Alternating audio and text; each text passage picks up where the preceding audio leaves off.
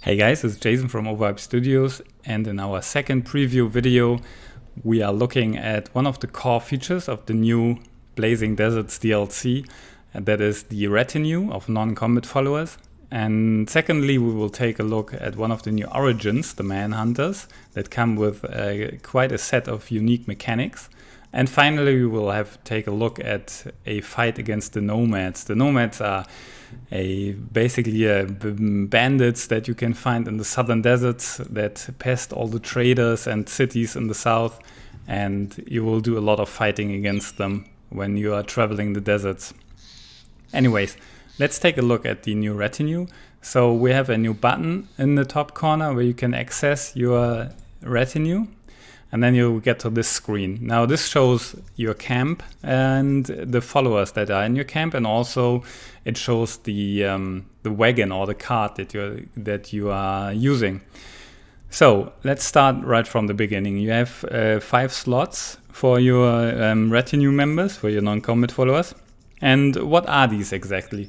So a mercenary company does not only consist of fighters, but also they have a lot of usually followers that do logistical support, like people that manage the supplies, do maybe the negotiating, repair armors, cook the meals, all kinds of stuff that your mercenaries usually would not do.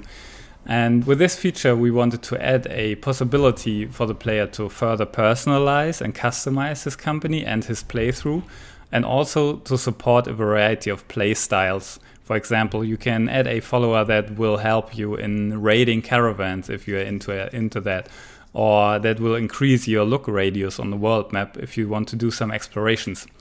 But I'm getting ahead of myself. Let's take a closer look at how you actually add the followers. Now you can see here a number of free seats and also a locked seat. Now in this particular game I already unlocked 4 of the slots, and a 5th one is locked. Now these are unlocked with your renown, which you can see here. Renown is what your company gets for winning fights, for completing contracts, and getting more known in general in the world. So as you can see here, there's the final slot that's still locked. That will unlock at a little over 3000 renown. So the first slot will unlock very quickly in the game so that you can start playing around with the new feature right away. Now, these followers are unlocked. Let's take a look at how that is done. And over here you have a list of the followers. Please note that this is still in the beta version and there are still some graphics missing. And also the effects of the followers might change until the full release. Now, let's take a closer look at a couple of followers. First of all, you will notice that there are around 18 of them, so a lot more than the 5 slots. So you have to make some really hard decisions on which followers to take on.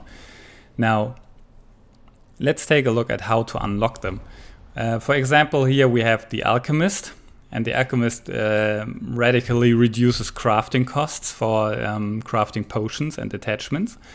And you can unlock him by crafting 15 items at the Taxidermist. Now, all these requirements will show here, and they will keep track of it, how far you have come with unlocking these. For example, I have some unlocked ones here. The Minstrel, let's take that one for example, that unlocks when you visit all 22 settlements on this world, and you can see I already visited 19. So you can really easily keep track of these and fulfill them. So there's no particular order. So any requirements that you can fulfill will unlock the according follower, and you can hire them for money.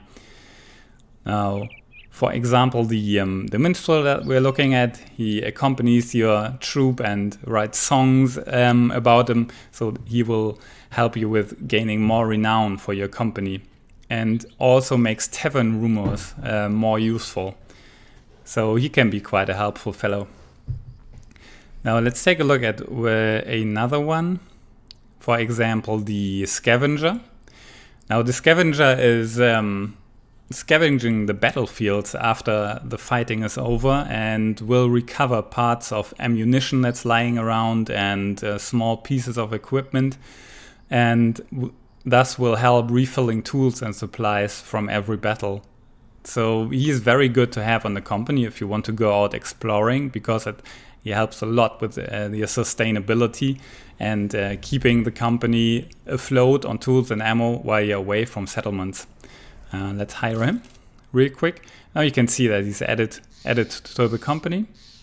You can replace these if you want, but then you have to pay again if you want to come back to them later. So constantly switching these out will be very expensive. Let's take a look at another one. For example, the surgeon. Now the surgeon is unlocked when you treated a couple of your men with injuries at the temple. And he will increase the chance that fighters who are struck down will only receive a permanent injury and are not killed. And also he will greatly increase the healing rate of injuries. So he can be a very helpful follower at any stage of the game. Now let's take one more look at one of these followers. This is the bounty hunter. The bounty hunter will make it so that the chance of encountering champions are enemies that exist for almost all factions, and they are extremely strong, but most of them carry named items that you can take from them, and he will increase the chance of meeting them on random enemy troops. And also for every champion that you kill, he will pay you an amount of crowns. Now he is a bit difficult to unlock because you have to have 3 named or legendary items in your possession. So this is a little bit more of a late game follower. Anyways, let's hire the surgeon. As you can see, there are a lot more of these, and we want to leave it up to you to find the best combination that suits your playstyle and your game and your origin that you're using. Let's hire this guy as well. Now, another thing that you can see in the camp is your card. This is already the 2nd level of the card, and this will increase your storage space. So you can, instead of fulfilling an ambition as it was before, you can now directly buy a larger card here. The 1st level, I think, is 5,000 crowns. This is the 10,000 crowns. This is the 2nd level. And then it will increase the amount of inventory space that you have. So that is a short overview over the new retinue feature. And we are really looking forward for all of you to experiment with it and try out all the new followers. That will surely help to make a Battle Brothers run through really your game, and to diversify the troop you are playing. Let's move on and take a look at the new origin that I talked about earlier, the Manhunters. These Manhunters are roaming the southern reaches and are looking for fleeing criminals, and others they can take prisoners, and many of those they will persuade by force to bolster the troop and fight for them. So they have some very unique and peculiar mechanics, as they only have few very highly skilled fighters and lots of unskilled and unwilling fighters that are easily replaced. They have a army of captives, so that is that you start with 2 Manhunters and 4 of the indebted. These indebted are the people they force to fight for them. More on that a little bit later. They can take up to 16 men into battle, so that's more than the usual allowance. And having fewer of the indebted than non-indebted will make the troop dissatisfied. So when playing these, you always have to take care that you are fielding enough of the indebted to take care of this. And the Manhunters are overseers, so they can whip the indebted in battle for additional bonuses. And they can take captives after battle. So after a fight against humans, they can press a enemy fighter into their service that will fight for them. And they will have different a little bit of different stats depending on where you're taking these captives, if it's southerners or if those are wild men or northerners, and they will be a little bit different backgrounds. Also, the captives that they, the indebted that they are fielding have 25% less experience gain, so they are leveled more slowly, and they are also very importantly capped at level 7, so they will not be able to reach level 11 like normal Battle Brothers will. Also, they never receive permanent injuries, they are instantly struck down. Now let's pick one of the new banners and of course the new late game crisis. Let's head over here, and one thing that I can quickly mention is a new feature that we implemented. It's the unexplored map. So if you take this one, the whole map will be covered in the fog of war when you're starting out. So that makes for a very exploration-centered gameplay, and is for all the people who really feel that they want to explore the whole map in their own pace and discover it as they go along. Now, let's talk a little bit more about this background and what it's all about. Now, the people that are fighting for these manhunters are usually escaped criminals, and lots of them are prisoners of war. So with all the conflicts going on in the world of Battle Brothers, there are lots of prisoners of war. There are lots of people who cannot pay the debt, took too much credit, or have fallen from grace from the authorities in any way. So all of these are hunted down by the Manhunters, and some of them are returned, some of them are put to prison, and some of them are forced to fight for this ruthless outfit of Manhunters. Let's take a closer look at what kind of special mechanics they actually have in the game. Let's head over to the inventory screen and take a look at the skills and what they're starting out with. So let's start with the Manhunters. So these two are the Manhunters, and as you can see on the background icon over here, and they have a unique backstory, both of these, and also the indebted that they are fielding. So for example, as you can see, here's Eric the Northerner, and he definitely hails from the north. Now, again, you can see all the special rules in the description. Minus 25% experience gain, limited to character level 7, is permanently dead if struck down. And also, when the indebted gets killed, all the non-indebted characters fighting do not get a morale check. And of course, this guy's always happy with not having to fight. Another important mechanic for this origin is this crack the whip skill that each of the Manhunters can employ in combat. And with this, they can crack the whip to motivate the indebted to fight harder. Now, this has a lot of special rules to it. It inflicts some damage, and it also gets the indebted the whipped status effect. And this gives a big boost to their stats for 2 turns. And the boost depends on the level of the Manhunter. Now, having a higher level Manhunter will give you a lot higher stat bonuses. So even later in the game, it's more important to have a higher level Manhunter than to have a higher level indebted that you are whipping. Also, this resets the morale. So if somebody is fleeing from combat, you can use this to instantly reset the morale to steady. And this can be extremely helpful later in the game. And of course, most of the indebted do have very low morale. And this can be used to steady your lines and get them back into combat. Now let's take a look at one of the new contracts and of course one of the new enemies that you will find in the Blazing Deserts, the nomads. Now we are playing as the Southern Mercenaries. That is another origin that you can pick, where you start with a new mercenary company straight in the Southern Deserts. Now, this man over here, a Visor, has a problem with the nomads plundering the trade routes, and he's hiring us to look into it and take out the nomads that are harassing him. Now they're over here in this tent city, and in the fight you will see the new combat objects that we have in the game.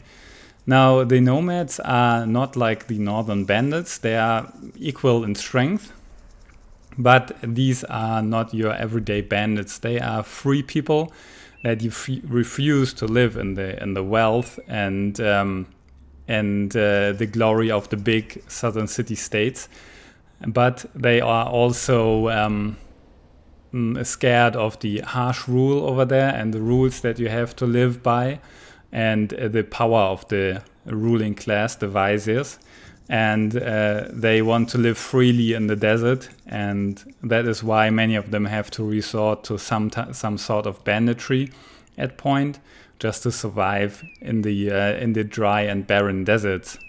Now we head over to the camp, and we will try to make them stop raiding the caravans. Here we are at the nomad camp. Now the most striking change that you will instantly realize are the combat objects that are now in the game. Over here you can see, for example, a bedroll, a fireplace, a little table, and all kind of different odds and ends that you will find in a camp. Now this is something that we have promised for a long time, and that will come to the game also with a free update without getting the DLC. When the DLC releases, these are mainly cosmetic, but some of them actually do block movement. And we also added a new mode where you can highlight block tiles. So this way they will show up in red where you cannot go. And these will come in all sorts of different flavors and types. So for example, the barbarians will have their completely own camps, or the northern brigands, or the goblins or orcs, they will all have different camps. And more importantly, what we also have in the game are fortified camps. They have palisades and walls, and these will usually run around the enemy troop, and so you have to breach these walls through small holes, and that gives a whole different aspect to a fight on an enemy camp, because they can make use of their defensive structures. Anyways, let's jump in. Now here we see the enemy nomads. Let's just skip a first few turns, and I will highlight the enemies as they move up. Now this is a nomad outlaw. So this is basically a tier 2 enemy, you could say. This is the nomad cutthroat. This is a tier 1 enemy, which usually has less armor and is less well trained. And in the back we have the nomad slingers, sporting the staff sling that has an unlimited amount of ammunition, but does only little damage to armor. But it can daze enemies when hitting them on the head with the stone. And also they have nomad archers, making use of the new composite bow. And here are some more outlaws with a bit heavier equipment, like mail helmets, metal helmets, mail, and so on. So let's start the fight. As you can see, a couple of my guys also have northern equipment, and you can mix and match as much as you want. That's absolutely no problem. And although you are a southern mercenary company, you can hire northern backgrounds just as you do with the southerns. Now, these do have a unique skill that you will see in a second once they finish their stone barrage. And their unique skill is called throw sand. We will see it in a second. And when they use that, they will throw up sand into the face of the enemy, and thus blinding them and distracting them, most importantly. And that will reduce the damage that you inflict by 35%, which can be quite substantial, especially in the late game. Now, my troop is pretty well equipped and also very experienced, so this is not much of a fight, but it's a good opportunity to showcase what kind of enemy units the nomads will field. Let's get ahead. And here you can see that was the new ability I was talking about. It was a good call of him, trying to reduce the damage that my two-handed guy will make. So as we can take a look at him over here, you can see the distracted status, and this reduces the damage by 35% and also the initiative though, so they will act slower. And especially when you get into a later game, these nomads will also have specialist units that are not shown in this combat. Some of them are specialist archers or melee fighters, and they are extremely powerful. And when you're fighting against them, the minus 35% damage will make a huge difference. So you have to be very wary of this seemingly harmless ability, but it can really blunt all of your attacks. Now, we do not have the time to play all this battle out, and I'm pretty confident that our battle brothers will win this one. So we will cut it here, and you can join us again for the next video, the third video that we will post next week. And there you will get some more insights into what to expect in the upcoming Blazing Deserts DLC that releases on the 13th of August.